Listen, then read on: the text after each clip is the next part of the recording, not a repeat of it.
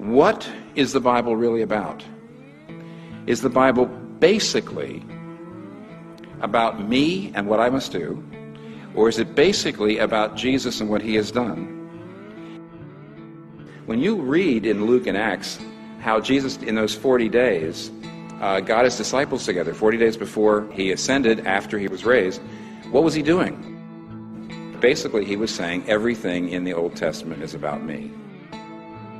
He says, the reason you didn't understand what I was about was you didn't realize that everything in the prophets and the Psalms and the law was pointing to me.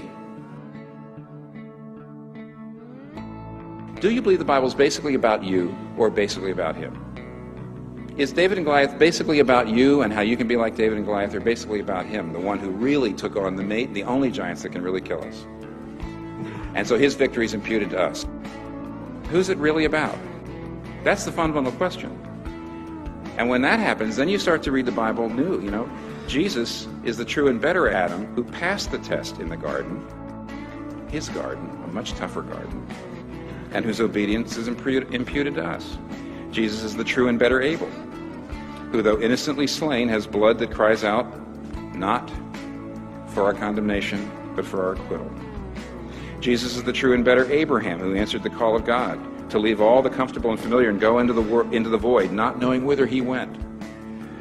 Jesus is the true and better Isaac, who was not just offered up by his father on the mount, but was truly sacrificed for us all, while God said to Abraham, now I know you love me, because you did not withhold your son, your only son, whom you loved from me.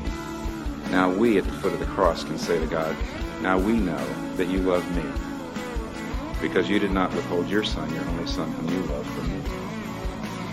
Jesus is the true and better Jacob, who wrestled and took the blow of justice we deserve, so we, like Jacob, only receive the wounds of grace that wake us up and discipline us. Jesus is the true and better Joseph, who is at the right hand of the king and forgives those who betrayed and sold him and uses his power to save them. Jesus is the true and better Moses, who stands in the gap between the people and the Lord and who mediates a new covenant. Jesus is the true and better rock of Moses, who struck with the rod of God's justice now gives us water in the desert.